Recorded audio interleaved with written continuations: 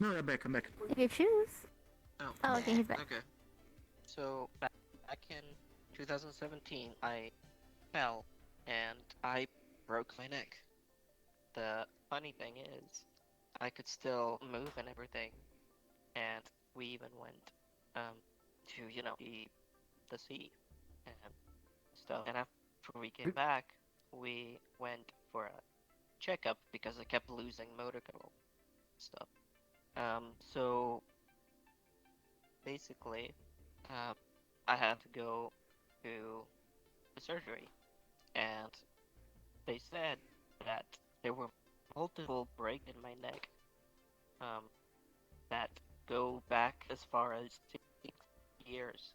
So I've been having, like, I broke my neck like 6 years ago, and every fall since then broke it more and more.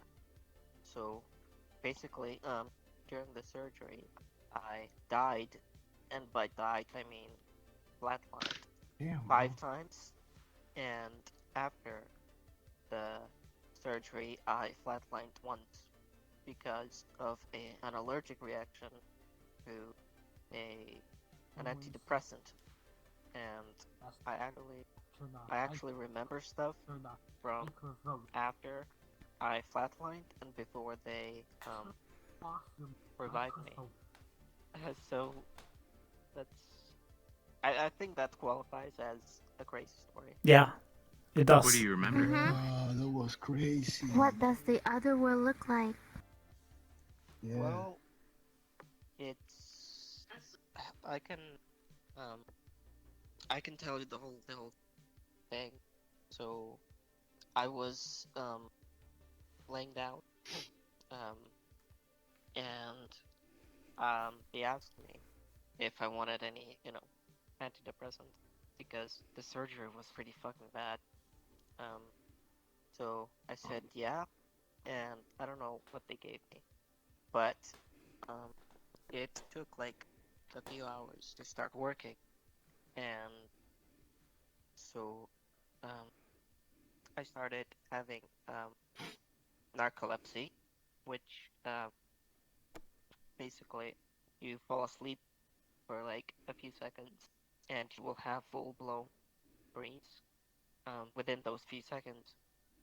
And I didn't know that till my dad came to visit.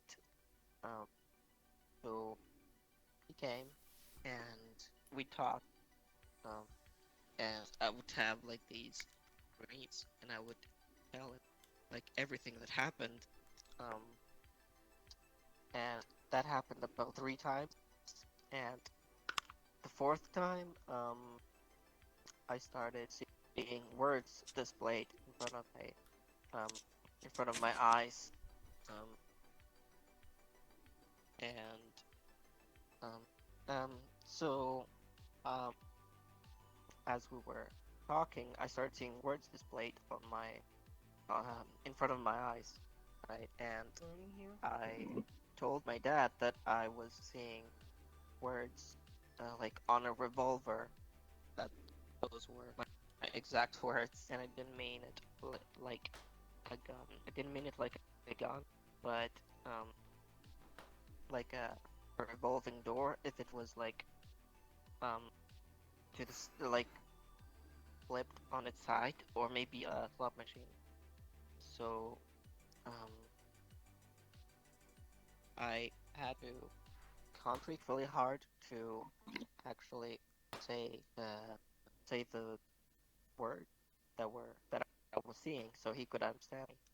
Um, and thankfully or not, depending on which way you look at it, there was a doctor like right next to me, and she noticed what was going on and ran for help, and maybe within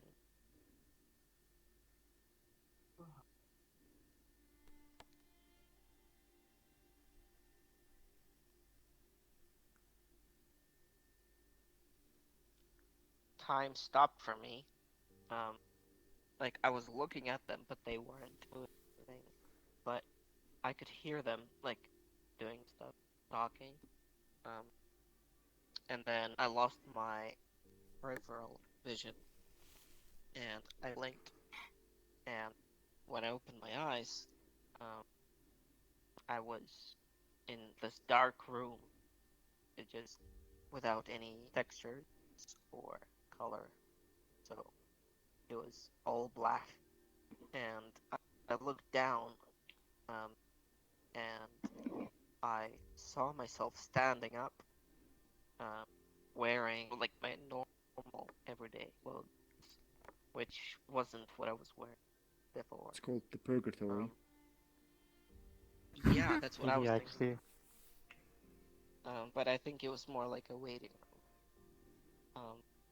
So I I noticed that um, there was light shining on me, like like sunlight, but there was no source. Um, and I looked around. So yeah, before that, like before I blinked, I was like scared, and um, you know, I had that adrenaline rush. Um, but as soon as I blinked, everything turned into one thing. Um, Yo, and shut up. Shut the fuck up. Let him that speak. was pure curiosity. Um, like it was so strong. Um, like I never felt Come on, hot anything dog like person. it. That's not. Shh. Um, like I never felt any emotion well, just like that. You know, it was so strong, and it was instantaneous. Like someone flipped a switch between feeling scared on what was going on to you know curiosity. But anyway, moving forward, um, I started feeling a presence, whether right in front of me or all around me. I don't know. Um, but then um, I woke up. I was staring straight up at the ceiling, and they had revived me. So yeah. And by the way, if you're wondering why I'm having trouble um, speaking, it's because I'm on a respirator and in my bed right now. um, No, you I sound fine. You sound Oh fine. shit. I can uh, tell, bro. I well, I was never religious, and I'm still not religious. Um, but I guess I'm spiritual, so I believe there's something, just not like religious, um, like God or whatever. Um, Mm-mm-mm. um, although I'll do tell you one more thing. Um, and that was um, so after that whole thing, they um, they moved me to ICU, intensive care, right? And um, Mm-hmm. I couldn't breathe, so I almost like I almost flatlined twice there. So they just said, "Fuck it," and they did a um, so-called tracheostomy where they put a hole in your Oh, neck yeah. Yeah, your throat. and yeah, throat. Um, and they put a respirator in. So after that, there were a lot of people visiting me, um, like doctors and nurses from the other ward and people like Oh, that. Um, and there was one nurse in particular, and she introduced herself, and she said she was a nurse from the other ward, but the thing is, I'm very good with faces, and I do not remember her now. But at the time, my first reaction was, "Oh wait, I know you." Even though later, um, like much later when I was thinking about it, I didn't. But she, like, she was like the most beautiful woman I ever seen, and she was like, I guess you could say glowing with positive energy, and she was really happy to see that I pulled it through and wished me well, and I never seen her after. So my Oh, thought process was, um, she is an angel or something like that. So I don't know, like, do angels exist? Possibly. So, yeah,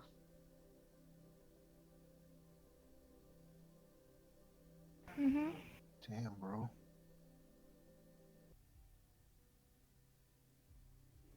of course. And it's really cool to see your perspective on it. So that's awesome. Yeah, it was heavy. Bro, what a story. Mm. What's up, Mhm. Kim? So right now, um, I am unable to feel or move anything below the very top of my shoulders. And the way I interact with like the internet and video games and stuff is through a controller called Quatic.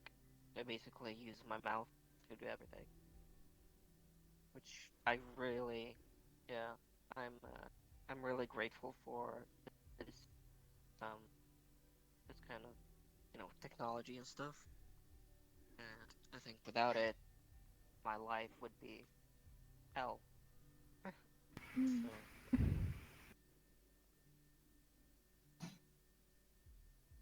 Whoa. also after that whole thing, um, after 2017, I also went through um like a bunch of withdrawals from um fentanyl, which um if you don't know is a drug um which um like it's a really bad drug, especially in the US.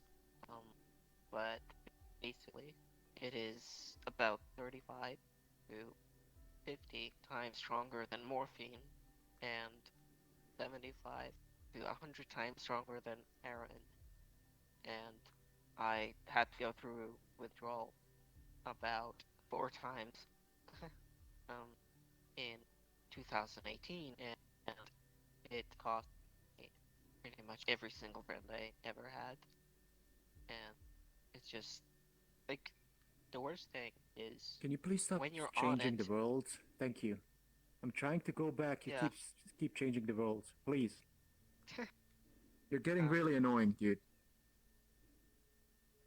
So uh, the worst thing is when you are on it for a while, you don't feel the effects of it, and you feel like you're thinking, um, you know, normally, like you would every day, but you're not. You're very, um, I guess, compromised is the best word. Your emotions are amplified on it, especially the bad ones. So sadness, anger, stuff like that. Um, and yeah, like um, I was on it for one reason, um, and that is I had really bad spasms. Um, and sometimes the spasms wouldn't go away for like more than an hour. So my body would be shaking for more than an hour. And nonstop. So for 2 months, I think I was on marijuana, um, just nonstop every single day. Um, Also, fun fact, in Croatia, where I'm from, um, it's actually illegal to, um, use that stuff. Wait a And second, Croatia. yeah, Što nisi um, rekao odmah da si naš jebot? oh yeah, but so basically, my dad asked my neurologist what she thought of, you know, using marijuana. She said, by all means, give it a shot. She was very pro 420. Um, but um, I actually have a what's it called, license, I guess. Um, but the Prescription. thing is, prescription. Thank you. So the thing is, no pharmacy here will sell it, so it's basically useless. Um, but anyway, we managed to get the stuff. But since I cannot smoke due to the respirator, there had to be another, means of, getting high.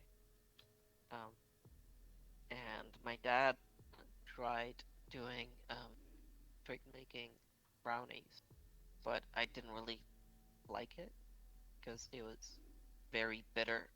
Um, Mm. so he got a good idea of um, making canna butter, which is butter, which is cannabis in butter form. So he processed it into butter and put it into a tea. So I would drink the tea and it would work, you know. Um, Mm. so that's how I, you know, kind of got over the past for at least about 2 months, I think.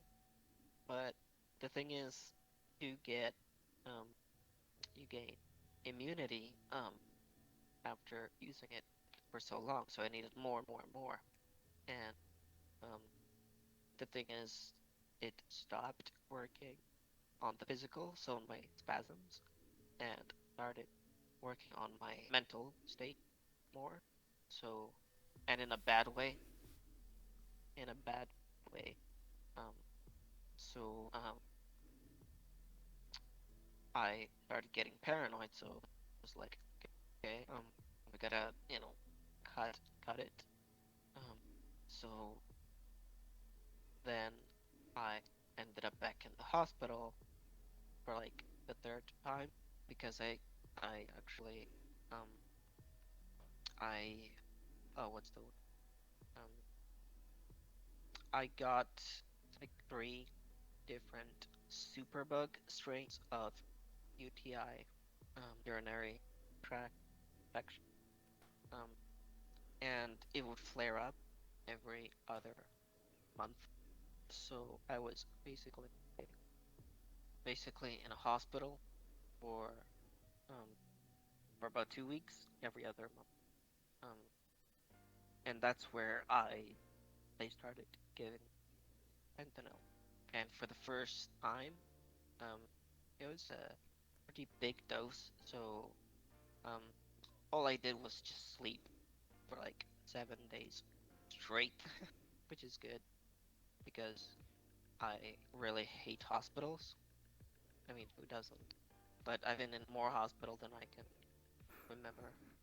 Um, so um, in the hospital, I would be given a strong, and I would come home where they would give me fentanyl patches, which aren't as strong. So what happens when you know you go from a super high dosage to basically a minimum one? Well, withdrawal. So that happened for like 4 times. Um, and then in 2019, um, well, actually, before the last time that I had to go to the hospital because of that was um during Christmas and New Year's on um 2018, 2019, and that was the last time. After that, the UTI did flare up, but um, my immune system, um, suppressed it, so I had a fever for like a day, and then it was gone, and I was fine for the next few months, and then it would flare up. I would get um, a fever, and that's it. Um, that happened like 4 times in 2019, and this year it only happened once, so I'm slowly starting to get over it, I guess. But yeah, of course. Yeah, Mhm. bro. I was at first. I was like, should I share it? Should I not? Because I'm kind of, you know, Nah, shy, don't mind, bro. especially. We Don't got nothing mind. else to do, and we just like to listen, bro. Mhm. Yeah, I I actually get anxiety from like being around a lot of people since I've actually been like in quarantine for 3 years. Ergo, my name Tetra quarantine because tetraplegic means quadriplegic, and Tin is my real life name, and Quarantino because I've been at home for the last 3 years. So there you go. Yeah. Yeah, thank you. I like dark humor and um Quentin Tarantino movies, so there you go. Damn.